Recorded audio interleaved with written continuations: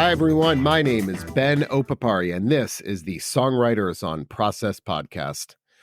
Since 2010, I've been interviewing songwriters about their writing process. And on this podcast, we go deep, deep, deep into the writing process. Far deeper than the usual, do you start with the lyrics or the music question? By way of background, I have a PhD in English literature, and I'm a prose writer myself. I'm not a songwriter. In fact, I've never written a song in my life. But my goal has always been to treat songwriters the same way that we treat prose writers and poets, just as writers, plain and simple, and have always been interested in the writing process. This is an intelligent conversation between two writers. And on this podcast, like I said, we go deep into the process. We talk about rituals, the seeds of inspiration, the role of movement on the process, writer's block, the revision process, pens, pencils, types of paper, and of course, we talk about books. You can find all the archived interviews on the Songwriters on Podcast website and across all streaming platforms. And with that, let's dive into this week's episode. And today on the podcast, it's Jacob Slater of Wunderhorse. Wunderhorse has a new album out called Midas. And here's my Wunderhorse story. It is a great lesson into why you should never miss the support act when you go to a show. All the time I, see these subreddits of bands and people always ask, hey, what time does the main act go on? Because people just want to get there for the main act. So I saw Wunderhorse. This was a couple of years ago now. I was traveling for work, and I think I was in Pittsburgh, and Wunderhorse opened up. And this is pretty amazing. Small club. They opened up for Fontaines, DC, one of my favorite bands. I had Green chatting on the podcast a couple of years ago. You can find that. And small club, literally, couple hundred people at best. And got there early to see the show. And Wunderhorse opened, and oh my God, they were amazing live. One of those shows where they just come out with a blast, and you look around and you see everyone just saying, like, who is this band? I don't think anyone knew who they were. Not many people did. People were just mesmerized by them. Unbelievable live show. So that was my intro to Wunderhorse. And since then, I've been a huge fan. Love their music. But by the way, one of the best shows I've ever seen. What a double bill, Wunderhorse and Fontaines all on the same night. So I loved this conversation with Jacob, and like the band for many reasons, love this interview. But anyone who mentions Breece D'J Pancake is a fan in my book. I was turned on to the author Breece D'J Pancake by a couple of songwriters. Finally read him a couple of years ago, a short story writer. You can look at his story, the tragedy of his life. Research it's worth it. He's an incredible writer. Anyway, towards the end of the interview, he mentions Breece D'J Pancake and how much he likes him. And right away, I knew. I already liked Jacob Slater, but right away, fan for life when he says this. We talk a lot about writing in this, reading. Anyway, I'm a big fan of the band. But my parting words to you is, if you get a chance to see this band live, do it. They are great. The new album is Midas. Here is Jacob Slater from Wunderhorse. Do you like to write? Are you an everyday type of writer? Do you think it's important to create in some fashion every day? Or would you rather just write as the mood strikes? I feel like songwriters tend to fall into two camps in those. Some think it's important to write every day, no matter how bad it is. Others say if you push it, you just end up with a lot of derivative crap. So I'd love to hear where you fall in those categories. I think I'm probably in the latter. I've tried to do the former. I think it really depends on your personality type and just what works for you. I've done the just writing for writing's sake and seeing what happens, but I seem to have there's kind of a watcher in my head that kind of won't just let it happen, and I kind of end up judging it too much as it's coming out. So I prefer to write just as the mood takes me. Otherwise, it creates a weird rift between me and the writing if I feel like I'm forcing it.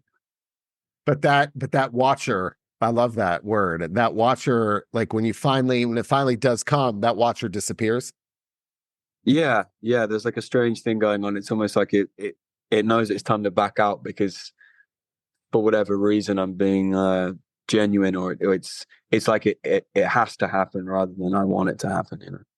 So did you? I mean, when you did try to force it, was it because someone told you you really should do this, or was it like you felt like, okay, isn't this what writers do? What made you Yeah. decide to try that? Kind of a mixture of things, I guess. Growing up and having obviously, musical heroes or people you look up to, you become interested in their process and you think, well, hey, I'll give that a try, So, you hear about people like Leonard Cohen, who I believe wrote a little every day, just a little something. And I mean, someone like Dylan, obviously, is kind of the in my opinion, the best to ever do it. He was just writing all the time, especially when he was really prolific in the 60s. And you think, well, I should do that.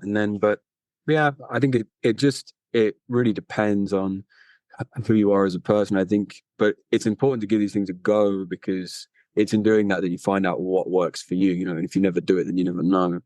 Um, but I go through periods, and having said that, I'm in the latter sort of camp. I do go through periods where I do feel compelled to write every day, and just kind of scribble stuff down, and I do that without doing it as a means to kind of create a song out of it or something. But other times I'm not inclined to do it, so I don't.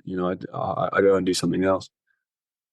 So when you go through those periods, those extended periods, maybe when you're not writing, does that make you anxious? Sometimes I think I've learned to wrestle with it in a very particular way as the years have kind of gone on, because it's one of those horrible games that you play with yourself, and the more anxious you get about the fact you're not writing, the more you don't write. Right.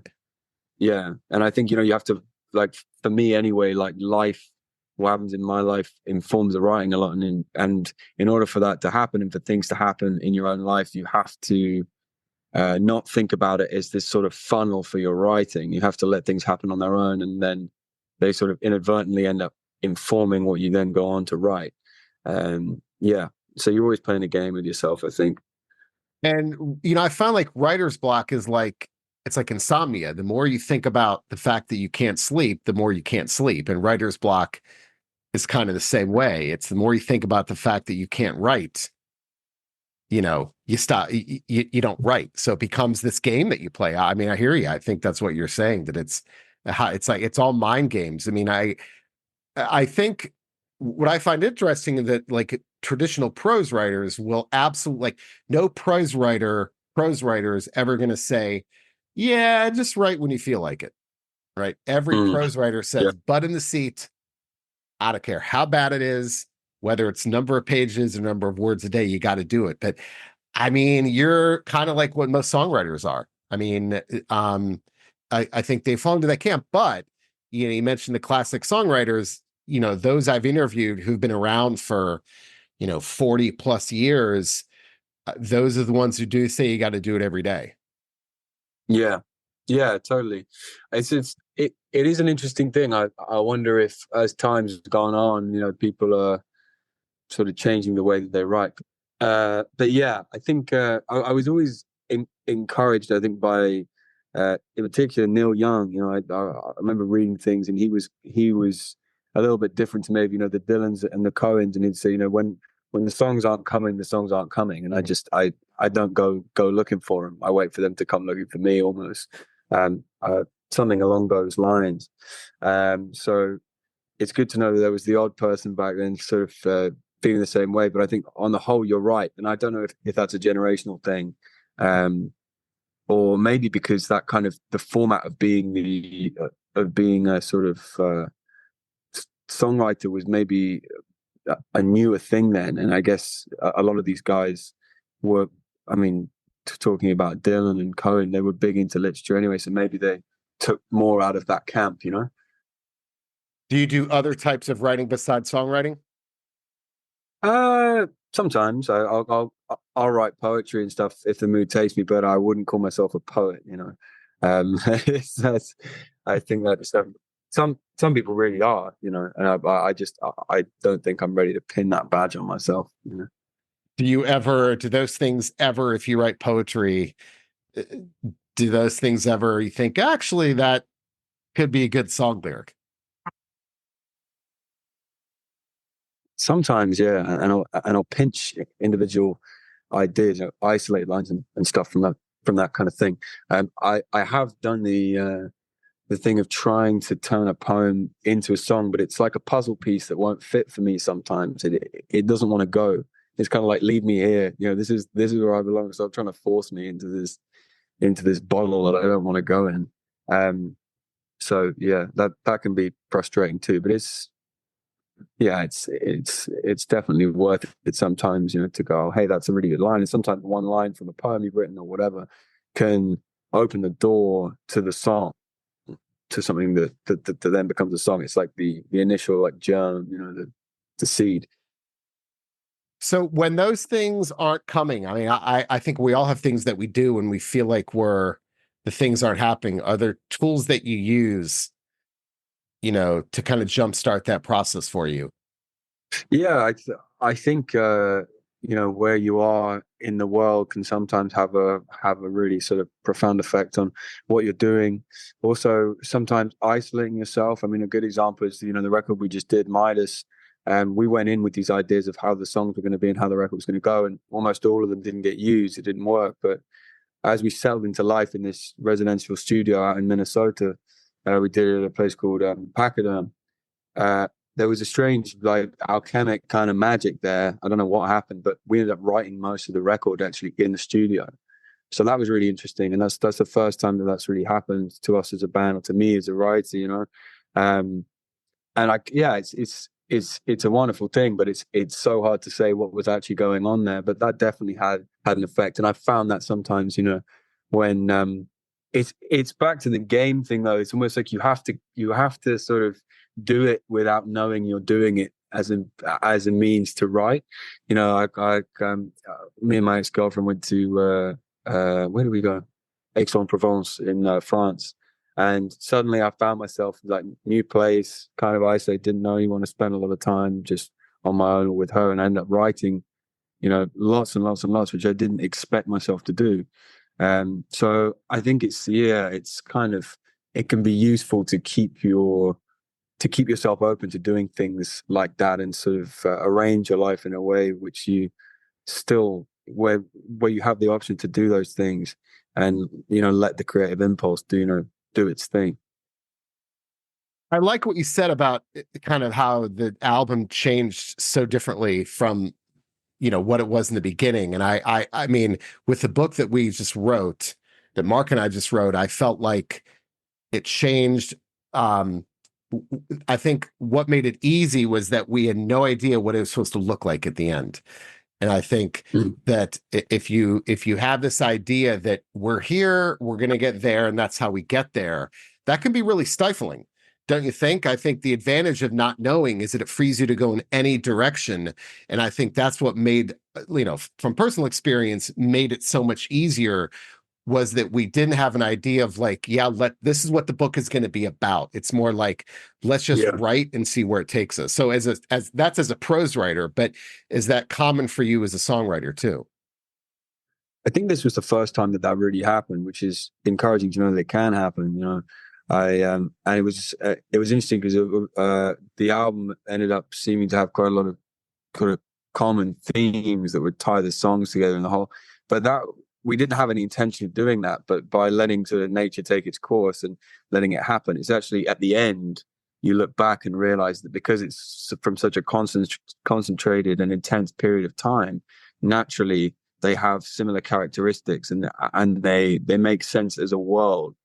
Me and the guys in the band are always talking about, well, since then, like finding the world. You have to find the world in which the songs, and then the songs end up kind of writing themselves almost. yeah, something else kind of takes over. So you could be the first songwriter I've interviewed who mentioned who's written in Minnesota before, and, unless they're from Minnesota, and I don't think any of them are. So do you think there's anything about that environment that, again, like I just go back to listening to interviews with writers who talk about urban environments versus natural environments, that some, even Mhm. looking out a window or sitting on a porch, looking at the forest can be productive. For other people, they go, oh my God, what's more boring than that? So do you think, Yeah, I'm curious what it is about that environment may have made it so productive? yeah. I thought again, I think it really depends on the person. As you say, some people are really stimulated by urban environments where there's a hell of a lot going on. I think I've always been slightly more given to sort of a bit more kind of peace and quiet, and I can get my head straight and find out what I'm actually thinking about. Minnesota was great. I mean, we were in this valley. I mean, the nearest town was a sort of 15-20 minute drive away. Um, but it was a small town. Other than that, we're in this valley in the middle of nowhere, and we had the house that you live in, and then the studio that you record in, and something about that. I don't know what it was, but also one big thing was I turned my phone off for the whole month. I wasn't sort of reachable, which I kind of had in the back of my mind. I thought maybe that'll be, conducive to making some better work and really focusing in, but it really had that effect. I sort of forgot I was connected to the world by this thing that I walk around with in my pocket or hold in my hand all the time. And that was really useful. Because I kind of, I don't know. I was talking to a friend recently. This is going slightly off topic, and he said, because he writes as well. He writes plays actually, film scripts and stuff. And he said to me that in order to write, you have to be able to let yourself be bored, which I thought was really interesting. Like the idea that actually this idea of being sort of like casually stimulated by your phone, which is so good at doing that, is actually not good. It isn't good to have these endless options of all these things you can reach out and touch or kind of think about. You have to let the waters settle to kind of dive into them a bit, if that makes sense. Um, and I think that's something that's really lacking these days, because it's so easy not to do that, and we don't have that much self-discipline as people, or at least I know I don't. So it was good to create an environment where that wasn't actually an option and kind of disappear for a bit. I have a couple of comments. One is, now that you mention that, I feel like this is a more recurring theme with songwriters over the past year who have mentioned how they feel like phones have really been a detriment to their creative process for the exact reason you just said. I mean, but it's funny because I interviewed Robin Hitchcock. I mean, it must have been 6 or 7 years ago, 8 years ago, and he was the only person that said that he feels like social media and his phones has absolutely uh, not ruined, but really, really had a detriment to his creative process. Mm. He says, because he said, I just can't resist it. And it's funny. I mean, he actually said, like, oh, absolutely, it's affected my creativity because I spend so much time on it. But I wonder now that you mentioned, I start hearing more of that. If once I put that thing away, it was, it was amazing the difference that made. Yeah, Um, definitely. I mean, I keep the iPhone I'm using now. I've taken the SIM out. I've just got a brick phone, like an old Nokia, and I only have this for to do this kind of thing. But it means I don't have it on me very much, and you do notice things, like similar to the guy you were talking about taking down notes in the bar. If you're on your phone, then you're not hearing what's going on. You're not eavesdropping on the world, and you can't be affected by it in the same way. Um, so yeah, I think it's definitely useful to limit yourself like that sometimes. and this is not complicated. I mean, what you said shouldn't be like a revolutionary idea. that if you just pay Yeah. attention, you'll get song ideas. But you also mentioned something, and I was going to talk about this later anyway. There was an article that I read about a year ago about why we get our best ideas in the shower. And the idea behind that is that when your brains are engaged in unconscious activity, that's when the conscious ideas bubble up. So Agatha Christie, I've got this quote from her, the author Agatha Christie said, the best time to write a book is when you're doing the dishes. And so the number of songwriters who tell me they get ideas when they are folding laundry, doing the dishes, gardening, cooking, when their brains are engaged in activity that requires no thought, and that's back to the shower ideas, that's when they're at their most productive. Like, people don't get ideas when they sit down and think, let me have some ideas. They're coming to us when we're Yeah. doing things. So I love that idea, but does that happen often with you? What kind of things coming unconsciously? Yeah. Well, yeah, I think that the more it's interesting. Yeah, the more you go about life, doing the sort of everyday things and forgetting that you're supposed to be a songwriter, the more that the more they come. The more you forget you're a songwriter, the more you are a songwriter in a weird way, which is kind of really frustrating at times when you got a deadline, you got stuff to write. But yeah, I remember once when I was younger, I I wrote I kind of had this music for a song, and I hadn't thought about it till now, till you mentioned it. And I had a ball. I was bouncing a ball against the wall and kind of catching it again. And I wasn't thinking about the fact I was doing it, but the lyrics came really, really quickly in that moment. I just wonder if maybe that similar thing is going on. You engage in that rhythmic, like, not thinking thing of just catching the ball, and suddenly the rest kind of works itself out behind the scenes. But yeah, maybe I should try that more often. Who knows? Well, no, I was going to say it's never going to work again, because now you're going to Yeah, go that's do it. it. That's the problem, is Yeah, that you're going to think, let me see if it happens, and it's not going to happen. Um, so, the other thing is, and I wonder also, because I do hear people say they've written songs when they're hiking or when they're biking, because there's something about the cadence of what they're doing that gives them a yeah, melody idea. Like, this is separately, but I've had songwriters tell me they get ideas from hearing car alarms or going over bridges and the thumping of the tires. So I'm yeah, learning also if there was a kind of a beat involved with that too. yeah, probably.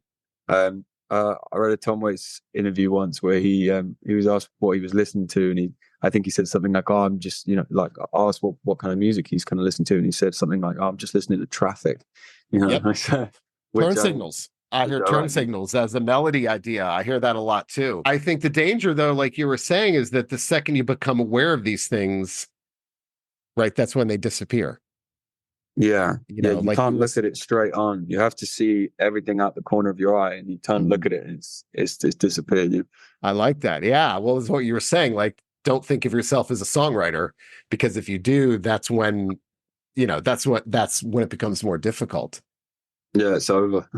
I love that idea. Not that idea, but I love that. I love, like, you can't look at things head on. That's great. Um, Yeah. when you write lyrics, are you a pen and paper person or a computer person? It depends, kind of whatever's at hand. Sometimes I just hash them out. I'll put a recorder on, like a Tascam or a voice memo or whatever, and I'll kind of hash them out as I'm playing. So I kind of just recording myself working them out, and then I'll go to pen and paper later and sort of play it back and edit out what I've heard or add stuff. I try and do pen and paper uh, as much as I can. So it's very easy just to do it in your notes. But yeah, it's kind of part of the whole thing at the moment. I'm just trying to do life a little more manually again. And I do find that songwriters are incredibly loyal to colors of ink or types of pens, or Mm. even types of paper. Does that matter to you at all? It's got to be black. I can't be writing in blue or green pen. I can't do it. You Why? know. I love that, but why? I don't know. I think maybe you you start to take your own. Well, me anyway. I start to take my own ideas less seriously when they're looking at me green. I don't know why. Or it's just I see maybe what it is. I think maybe I associate it with, being younger when I was at school. I used to, people would always have like green pens, or, like maybe it's that the association of being in a classroom. I need to kind of, get away from it. I love it. I love that answer though, that you take it less seriously if it's a different color. But again, that reminds me of what some people say, that they will intentionally write on scraps of paper, like the backs of envelopes or pieces of mail, for the purpose of making it less deliberate, like less serious. And if you have that fancy notebook, there's more pressure. But if you be like, oh, Yeah. I got a piece of mail here, I'll write on that. Then it's like, oh, I'm just writing a song. But if it's in but if it's in a fancy notebook, you're writing a song. Yeah, yeah, totally. Yeah, it's kind of the notebook has this almost ritualistic kind of quality. When you open it, it's very very serious. Let the sermon begin, and you think, well, maybe I'm not qualified for this. And then, so yeah, I definitely understand writing on the backs of whatever fag packets, mailboxes. Yeah, sorry, bits of mail or whatever. I can understand that. Do you do a lot of revising to your lyrics? I do. That if they all come in one go, which usually the best songs do, I might do the odd edit, but it's fairly minimal on the editing. What's tough is when, I mean, most of my songs that kind of stick with me seem to all come in one go. I remember, but sometimes there isn't the opportunity. Life kind of gets in the way to finish it in that moment. I remember there's one song off the new record called Silver, and I came up with the chords and the melody and was starting to think of the words. And I realized I had a train to catch. And I went and caught the train, and I kind of had a voice memo of what I was doing. But because I didn't capture it in that moment, I went back back and forth over a period of about a year trying to write the lyrics for it, because it slipped through my fingers in that moment, when I had to go and get the train. And in that, I did end up revising the lyrics and rewriting them. I must have written, like 15, 20 verses for that song, even though there's only 3 verses. Because so that was quite an arduous process, like pulling teeth, and a lesson maybe to always put the song first. Fuck the train, just keep writing the song. So you don't give up then. I guess if the ideas aren't coming and they're not coming, does that make you more likely to see it through, or to say, this just wasn't meant to be if this is too difficult? It's it really depends. With that particular song, I remember just the something about it when I played the chords and was kind of singing the melody over it, even when I didn't have very many words. It was calling out that it needed some articulation. And I don't know what that is. It's like the song speaking to you. It's like, don't give up on this. Like this is worth, sort of traipsing through the mud for. And it was in the end. But yeah, definitely kind of, I remember finishing it or thinking that I'd finished it. And then it was the night before we went into the studio, and I was just kind of looked at it. I was like, God, what a load of rubbish. And I kind of stayed up all night kind of going over it again. But that doesn't happen often. I try and get things done quite quickly. But sometimes if needs must and the song's too good to lose, I will kind of stick with it till the bitter end. Other types of art that influence you, do you get to read a lot? I do find that songwriters, for the most part, are voracious readers, and that Yeah. influences their songwriting. So, how much of a role does that play in your daily life? I do like to read, and I like to find an author or a writer or whatever whose work I really resonate with, and then just plunder their sort of all of their books. And there's that sort of feeling of sadness when you've read everything they've done. But yeah, I'm really into for the last kind of year or so, I've been really into Cormac McCarthy and Of just going course. through everything that he's done. I think he's one of the best writers I've ever read. And yeah, we lost him last year, didn't we? I think Yeah, it's he recent. Yeah. lost last year, maybe a couple of years ago.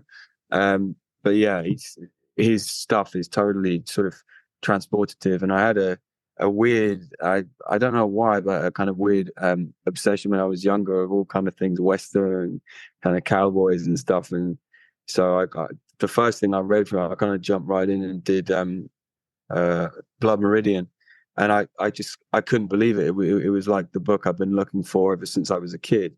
I don't know if I'd have resonated or wanted to read it as much as when I was a child, but yeah, it was great because it spoke to me now, but also like harkened back to that thing that really kind of captured my heart when I was a kid. And then yeah, from there, I've just kind of gone through everything he's ever done. I've just blown away every time.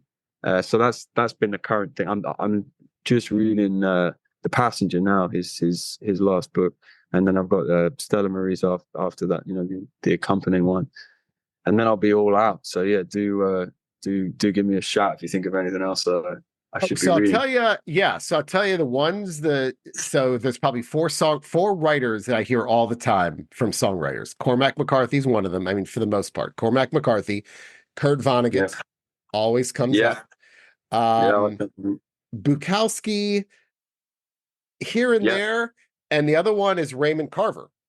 Uh, Interesting. Yeah, yeah, and they're all kind of similar. I mean, it makes sense, the economy of language. I mean, but they're all it's that economy of language. But Raymond Carver tends to come up a lot too, those short stories. But Cormac McCarthy is one, and Vonnegut. I mean, those are the big three, I would say. I mean, there's others, Joan Didion, but I think that songwriters tend to gravitate towards the writers who have the economy of language, where they're not lyrical, of course, but you can see how like the effort goes into like the fact that every word has to count and there's not one wasted word in any of those books.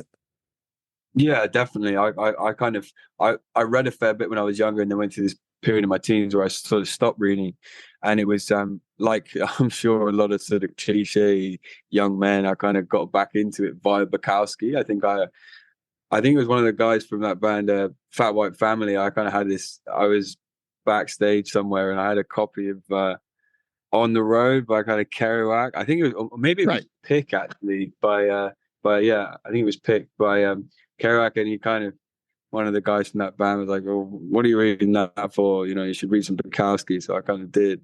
I was like 17, and that really kind of got me back into reading. And then, you know, from there, I haven't read any Bukowski in a long time, but yeah, that was definitely the gateway to get back into reading. And yeah, yeah, I think yeah the short story format too has been I've kind of definitely gone down some rabbit holes with that. I love Hemingway's short stories a lot, and there's actually a guy called he only did he didn't do much work. He died quite young. He's called Breece D'J Pancake. Okay, stop right there. I was literally just going to say that. So holy shit. Let's talk. I was going to mention him, and it's funny because I could see you were going to say that name. So Yeah, unbelievable and incredible. Hey, unbelievable. And I'm so happy you said that, because that was what I was going to say. I was turned on to him by other songwriters who said this guy, and you're right. So he published one book and then he committed suicide in his yeah, 20s. And he's from like the Appalachian Mountains, in yeah, West Virginia, I think. And he was called the Hillbilly Hemingway because it was that Hemingway-esque prose that was, from like the mountains, that different.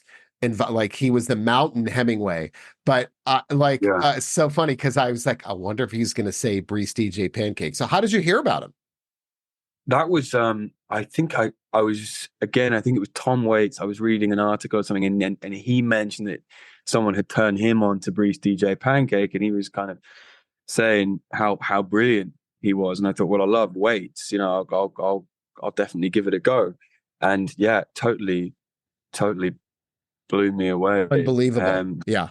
Yeah. And there's the thing is, like, I can't remember how many stories it is. It's about, what is it, sort of? It's like 15 or something. I mean, it's Yeah, whatever, yeah, yeah, one yeah, book. Yeah. yeah, yeah. and but there's so much in there. You can just go over and over and over them. There's one, I think it's called, is it The Hollow? I think Hollow, so. where Yeah. yeah, and I've gone over that so many times.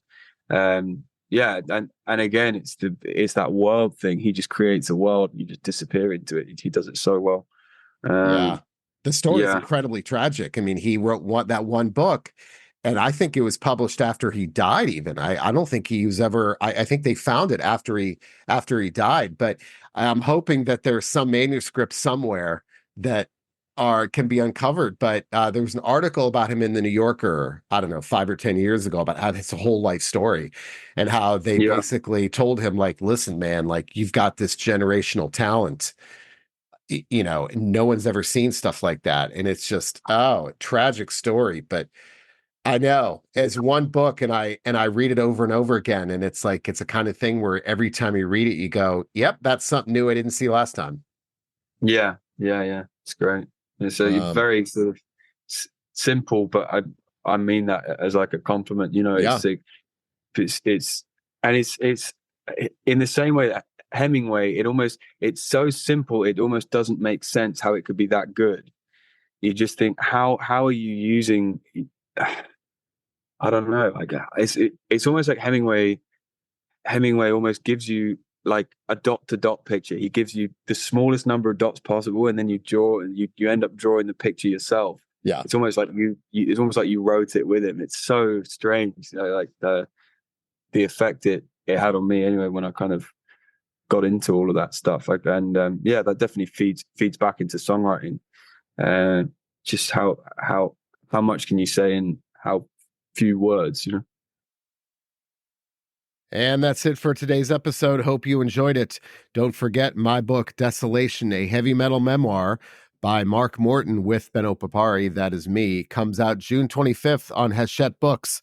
Mark is a good friend of mine. He is one of the guitarists in the band Lamb of God, and this is his memoir. It's a damn good book, if I do say so myself. But again, that book is out June 25th on Hachette Books. You can pre-order it now everywhere, your favorite online bookstore. So be sure to do that. The site, Songwriters on Podcast, contains all of the archived episodes of the podcast. Of course, you can find them on all streaming platforms as well, but they're also on the site. I only have had the podcast for about, I don't think even 2 years. Before that, all of the interviews were transcribed, and that took a lot of work. And that's why I started the podcast. So if you want to read the interviews that I did before the podcast, they are on Songwriters on Podcast as well. There are about 200 of them going back to 2010. So check those out. If you want to get a hold of me, Ben at songwritersonprocess.com, or fill out a form on the website. I'm here for your questions, your complaints, your concerns, or your interview suggestions. I'd love getting those as well.